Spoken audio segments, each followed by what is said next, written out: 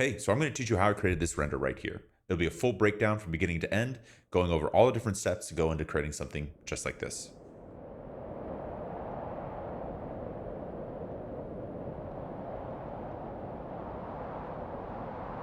Per usual, please like and subscribe. It helps me out a ton. And I also have the project files for this up on my Ko-fi page. So if you're interested, head over there, download them, and help support the channel. So with that, let's get into it.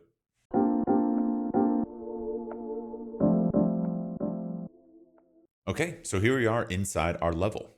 Now, when I usually start a new project, the first thing I normally do is do a block out. However, in this scenario, since I knew that the general kind of scene was going to be simple, it didn't really feel necessary to block it out. So what I started with was actually our landscape. So kind of getting rid of all of our items here. This is our landscape, which is just dunes that I created in Gaia. So heading over to Gaia, this is our general texture right here. I use two dune seas, and if you want, you can always copy the kind of metrics I have up here on the top right. I'll also have this material linked via my Ko-fi page. So check that in the description. You can download for free and add it to your scene so you can follow along for the entire tutorial. So I do two dune seas if anyone's curious how I created it. You can also copy the kind of metrics I have up here on the top right. From there, I used a combine node to bring them all together. And then I used a FX node to add some height. So if you see, once everything's combined, they're pretty small. And I wanted them to be much larger. So I added an FX node to kind of increase the height. Choke point that I then exported to Unreal out of, and then a texture base and a sat map, which truthfully at the end of the day, I didn't really use. So I don't know if it necessarily matters too much. And exported all that, I believe, in 2K. So from there, back in Unreal, if you aren't sure how to add in a height map, all you need to do is go over to Landscape, make sure you're on the Manage tab, on the New tab, and then Import from File, and then I'll say Height Map File right here. All you need to do is click on that height map file. So download it, click on it, add it right here, open it up, and everything should be working normally. If it doesn't, leave a comment and I can help you out. And then for the actual material, since I mentioned I didn't actually export the sat map, what I used is a free auto material that is offered via Fab.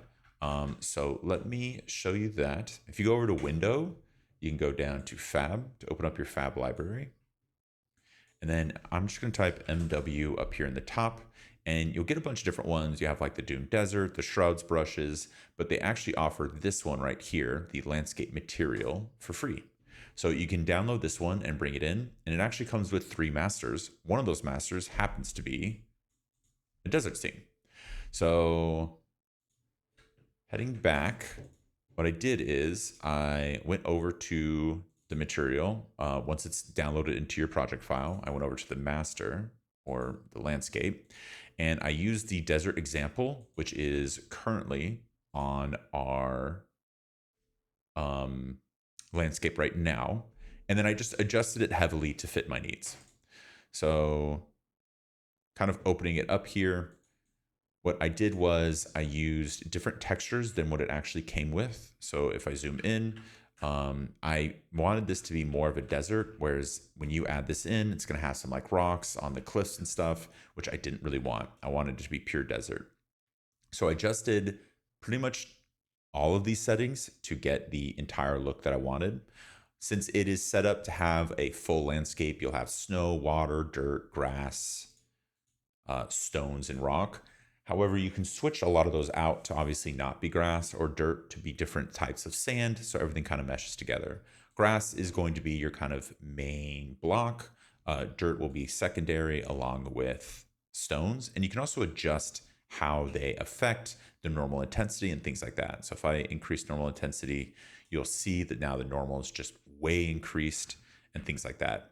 So a lot of this was kind of playing around and also setting up my shots so I knew exactly where my character was going to be and what part of the desert was going to be in scene.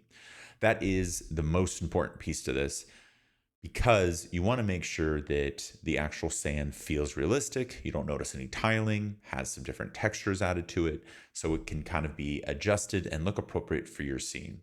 Sometimes tiling won't be noticed and you can have, a really up close scene and tiling isn't really a worry. On something like this, where it's large, you're going to want to adjust the normals and the tiling to make sure it looks exactly the way you want it to look in the scene, not necessarily outside the scene. So if I go pretty high, you can notice that generally speaking, the tiling isn't really there, which is pretty good. And then there's also a texture layered on top of it. So if I actually go back into our material, at the bottom of this auto material, especially if you're using the desert one where it's already set up, there'll also be a landscape variation right here, which is all of kind of this new look is outside of the normal materials. And if I actually move it and adjust it, you'll see that it's being changed each time. So that is a layer that is being layered over the actual landscape itself, which is another really interesting way of kind of adding some more texture. So this is what it looked like without that. And then if I added it in, this is kind of adding that extra piece of texture just to break up any noticeable kind of tiling that you would see. So let me go back. So it's back to how it was. Perfect.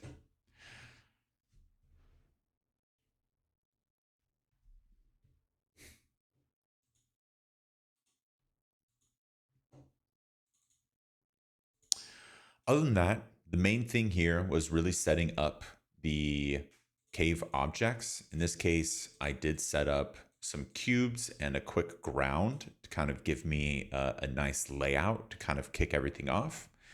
And then the last piece was also adding in our camera, so I can get an angle that felt appropriate for the scene. So after setting up kind of all these different building blocks, the next thing was bringing in our assets.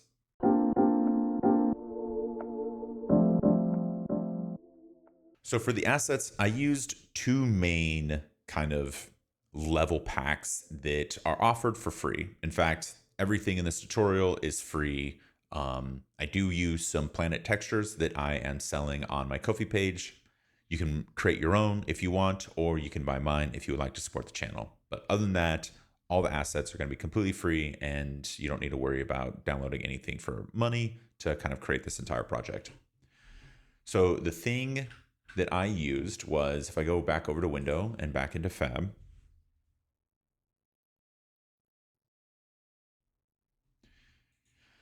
it is the Goddess Temple Megascan sample pack.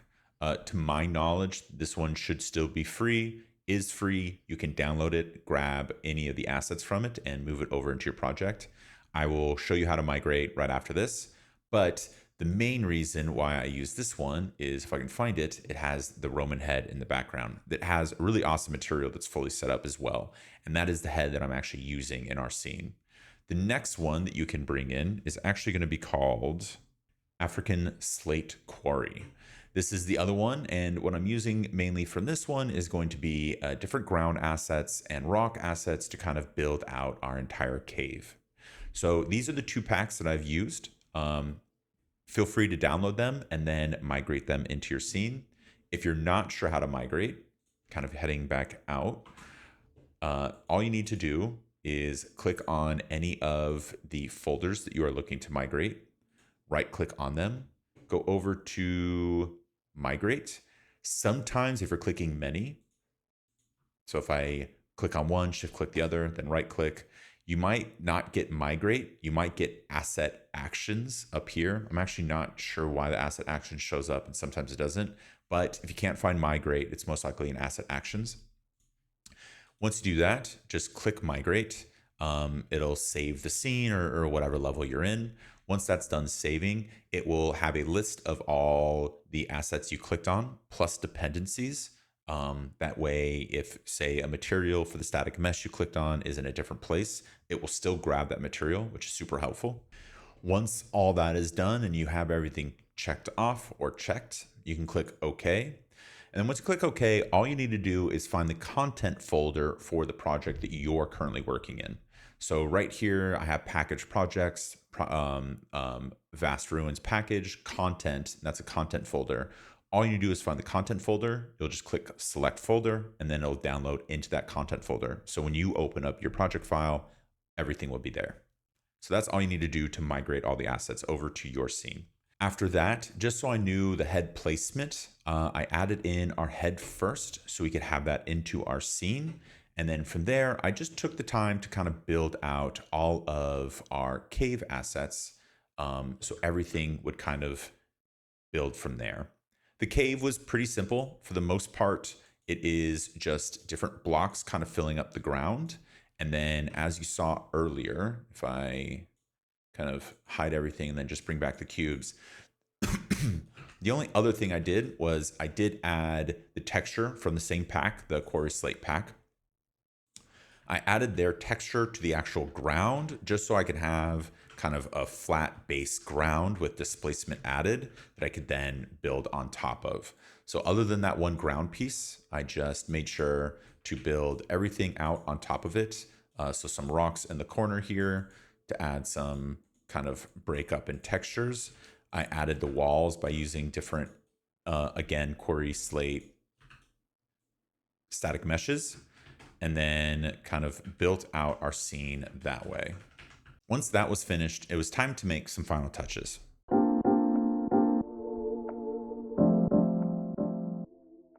So the first thing with the final touches was really just trying to get the sky in the right place. So in our particular scenario, I'm actually not using HDRI. I'm using the built-in environment within Unreal Engine. I kind of wanted a nice hot sun look, but I wanted it to be a little more orange. And I also wanted to kind of light up the side of the sky. So I brought it over to our corner and a little lower, so it's kind of closer to golden hour look. After that, I went over to our volumetric cloud and I put our layer bottom altitude all the way down to 0 and also adjusted the clouds as much as I could to kind of bring everything down to 0. I wanted no clouds in the sky, again, emulating more of a desert look. And then I even grabbed our fog and I adjusted the fog color to be a little more orange so it didn't have like a white background and it looked more like sand was mixed into it, which I think helps sell the scene a little more as well. After that, I focused mainly on adding dust to kind of bring out our overall kind of sandy look. And that would be our Niagara right here effects that has been added in. Now, the next thing was actually our Niagara system. So generally speaking, this is pretty simple. I do have a step-by-step guide that will kind of teach you how to create this. So if you're looking for something that's more hands-on, you can definitely check that out. I'll have it linked in the description below. But for this specifically right here, all you really need to do is just create a Niagara system, have it be a complete empty. Once you have the empty, I can actually just open up our Niagara system. And then I can go back over here. And I have one that's a little larger and one that's a little smaller. So if you actually look, Jesus, thank you. If you actually look over here on the left, that is a much larger kind of dust cloud coming up. And then I wanted it to look kind of like wind was hitting this edge and kicking up some sand over here as well. So on this far right one, all you need to do after the complete empty is kind of add in your add velocity, particle state, scale sprite size, solve force and velocity, scale color. So add all of these in. And then the main one here is getting the smoke wisp. The smoke wisp is actually from another Niagara system pack. So if you go over to window and go into fab, a lot of people have been telling me on my original post that this is a paid asset. As far as I can tell, it shouldn't be paid. It should be free. It is called Realistic Starter VFX Pack Volume 2. If you type that in, you're going to see it right here. All you need to do is download it into your scene. It does say from free to $2.99. All you need to do, especially if you're just learning and on a personal license, just switch to personal, add your project. Once you add your project, it is going to be called Smoke Wisp. Now, what's happening is it is reading each different image in this giant image texture in a row. So if I actually go over to, oh, it won't show me the actual, how do I see the, oh, it's not going to show me. That's a bummer. But either way, it's basically a flip card of smoke, and it's reading that smoke as a Niagara system and kicking all that out, creating this realistic look. Again, I have a tutorial on this. We'll already teach you everything you need to know on how to create it and adjust it for your needs. The main thing when it came to this tutorial was, again, creating a larger one on the left because I really liked how it would stand out, kind of kicking in the sand. So if I go back over to cinematic, open it up, you can see that it just adds a really nice large cloud up here on the left. And then I have the smaller one again on the right, which I think helps a lot. From there, the next final touch was actually going through and leveling out all of the colors within our scene. So the number one thing I see people who just begin is that they don't really kind of mesh the full scene together. When you're an editor and you're using different footage from different cameras, the main thing you need to do is kind of make sure that the cameras, all the colors in the cameras look the same. And that's kind of the same idea when it comes to animation and assets, is a lot of these assets are built for different scenes in different worlds and the colors don't always mesh.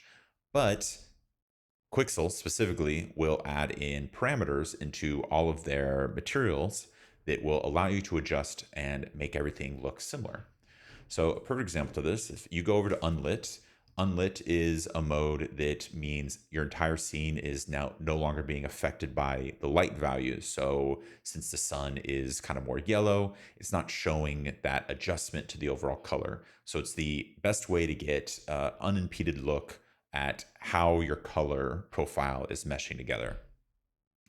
Now, this is not how the scene started. All these different colors were all over the place. These rocks were more yellow, these were more red, the sand was more red, this was more yellow out on the landscape. And my main job was to make sure that they kind of all evened out.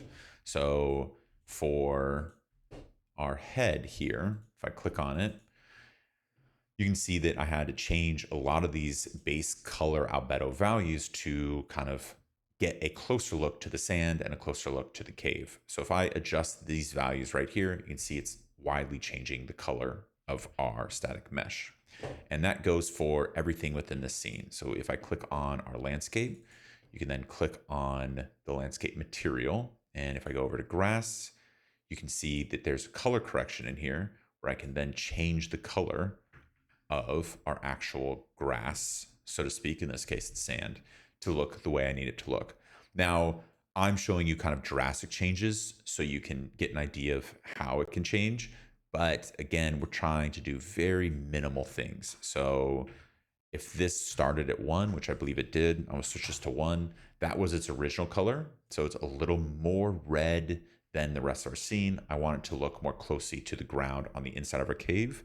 So I just added it to be 1.08, which is just enough of a color shift so it can match both the head and the interior of the cave. So if you're not sure wherever to find these, it's usually called like color correction, albedo correction. You can also adjust brightness levels by entering here and changing the white and dark values. So if I switch that and then get out, the entire ground now is much darker because the brightness was just sapped out. So it's a very easy way of playing around and kind of color correcting your entire scene. So again, it looks like it all comes from the same world. So now heading back to lit, the last one that I added in just because it was kind of becoming otherworldly, was our planet texture. So we have the color correction on our scene, we have kind of the lighting and fog, the Niagara system kind of flowing through, and the last piece was for the planets.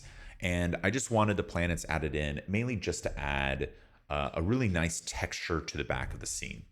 Now, again, I have this on my Ko-fi page for sale if you want to buy it and help out the channel, or just use it on any of your projects. I think it's about 8 different planet textures. I might add more in the future. Generally speaking, it's a very simple process. Just take your texture or your material. So if I do Control Space, it is in planets right here. You can take the material instance and apply it to any just simple plane. So if I go over here and I go to basic shapes, plane, let me just make this face us. All you need to do now is grab the instance, drag and drop it, and it will become the planet. For that, all I did was, if I can get out of the camera, just throw it on a plane that is now back into the sky, and just adjusted it to where I want it to be. You can kind of make any adjustment you feel necessary. And then if you do download the texture pack inside the material instance, I also have opacity and brightness. So you can adjust it if you don't want it to kind of stand out too much. It can fade a little more into the background, or you can change the opacity to kind of play with the overall look and feel so it feels more realistic in the scene you're throwing it in. But again, very easy way of just adding and using a texture to make it feel like your scene is a little more expansive than it actually is.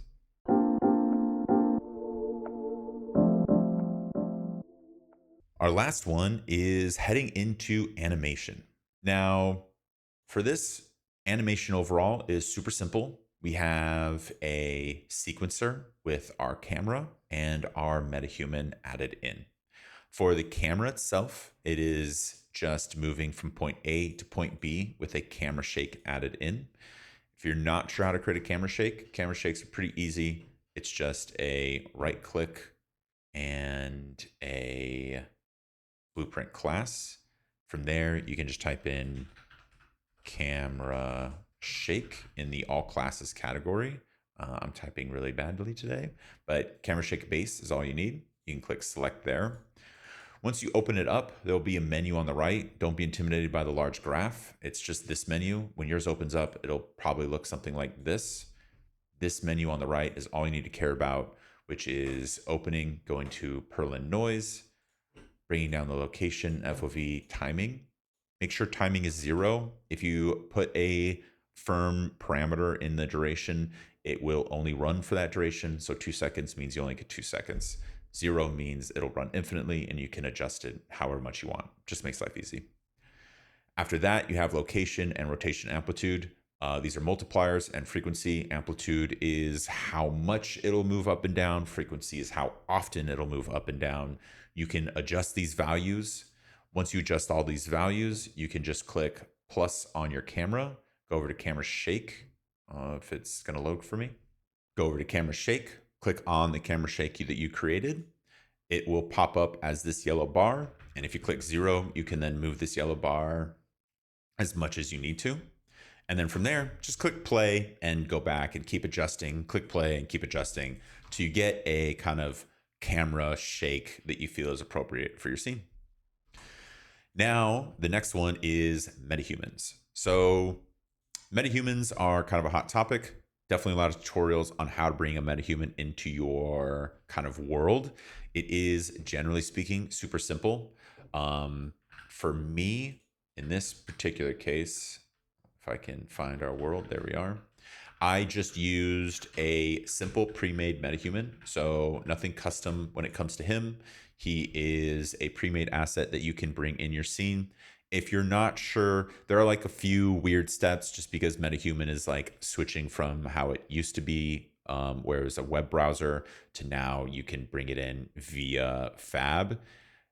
I would just look up a tutorial on how exactly to import a metahuman Once you get it down, it's super simple, but there's just like a few kind of settings and parameters that you might want to turn on or turn off, or plugins you need to turn on for it to work appropriately.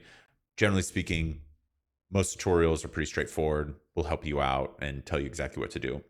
But the other piece to this was actually the clothing. So if you go over to Window and go into Fab, this is again another free asset, and this is using the new MetaHuman clothing asset. So you can actually type MetaHuman into the search bar, and you'll see a bunch of really awesome assets that you can use. But the main one is if you go over to, I think it's, what is it? Style, more filters, price, only show free products. You'll get only free products, which is going to really help you when it comes to narrowing down the items you can use. And the one that I used is this poor man outfit right here. Now, if you've never used MetaHuman or you've never used MetaHuman clothing, it's actually incredibly simple. Once you get the MetaHuman downloaded, or rather, once you get the clothing downloaded, it comes down to just drag and drop. So once you have those clothes downloaded and you have kind of brought your MetaHuman into the world, the next piece is really just the kind of hair and what is this, clothing section. Now, when you are in this section and you scroll down, you're going to see outfit clothing, and the poor man outfit will show up here if you've downloaded it. If it doesn't, you can always just drag and drop it into this little box and it will apply automatically to your character. The only thing I do want to call out is if you don't unclick the garments right here, they will also layer on top. So you just have to make sure to get rid of the garment, make sure that only this is on your character, but that's all you need to do, and you'll have a fully clothed MetaHuman character. Once that was brought into my scene, the next thing was really just adding a very simple animation to our MetaHuman character. Now, my one kind of complaint about this entire workflow is it is not as simple as I would hope it was. Whenever you bring Mixamo animations into Unreal Engine, for me, I've seen tutorials where it works perfectly for others, but for me, it doesn't, and is very annoying. And what I need to do is called a Terabilis converter. And that converter will allow me to take a Unreal Engine static mesh or skeleton, bring it into Mixamo. So I have literally the Quinny or Manny mannequin, animate them, bring that back into Unreal Engine, where then the retargeter will work correctly and add perfectly to this character. If I did not use the Terabilis converter, this character was in the sky and his feet were like bent in half and looked horrible. The Terabilis converter will be linked below in the description if you're curious. It's free. It's absolutely awesome. I use it all the time on pretty much every Mixamo asset because I know every animation will look better if I use it than if I don't. Generally speaking, though, it is very simple. Not what I meant to show you, but if I go over to where I have it saved, it is a weird little software, is the best way of putting it. So this is the Mixamo converter, and it'll ask you to download the Terabilis launcher, and it will be right here. The main steps to kind of go through this process, and yes, I know it looks funny and weird, but all you need to do is go over to the Terabilis converter to Unreal Engine. Once you do that, click play. It'll bring up the Terabilis converter. Click on that, enter the conversion process. Once you enter the conversion process, it's going to give you a bunch of different skeletons you can download. I just do Quinn or Manny. Download that, and you're going to get a Quinn and Quinn Simple. I use the Quinn Simple. Bring that into Mixamo. Download whatever animation on that skeleton into Mixamo. From there, all you want to do is make sure that you download that then animation into this folder. Once it's in this folder, you'll see it pop up right here. Just click this little click here to convert to animation. It'll then pop up over here, and that is what you drag and drop into your Unreal Engine project to use. So generally speaking, a few little weird steps, but it is very easy to use once you get used to it. and it will make all of your Mixamo animations cleaner once they enter in Unreal Engine. From there, because he is literally just standing still, all I did is just drag out this entire animation over the length of our scene, and then we moved on to the render.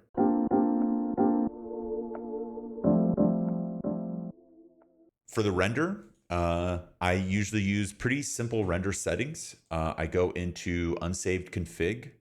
I will do an anti-aliasing. I will do .exr, and I will do game overrides. .exr, you don't need to change anything. JPEG is just there so I can check the edit as it's going to make sure there's no issues. Anti-aliasing, I usually actually am up to like 72 now, and then override anti-aliasing. Game overrides, just added in. Everything in there is already set to standard anyways. It just makes you feel comfortable. Output, you can change the resolution if you would like, and then all you do up here at the output directory is just pick where you want it to be exported to and click accept. From there is jumping into our color. Okay, so here we are in DaVinci Resolve where I colored my scene. DaVinci Resolve is a free software, so definitely suggest it. And most of my tutorials use DaVinci Resolve just because I know it's free. So for anyone who's kind of getting started, it's an easy way of not spending money and still being able to learn what is really a handy software. From here, I just drag and drop your .exr into your scene. So you'll usually start over here in the media end. You can find it, drag and drop it down here, where it'll then pop up. From there, you can head over to the edit page. And the number one thing you're probably going to notice is the color looks very weird from your Unreal Engine render.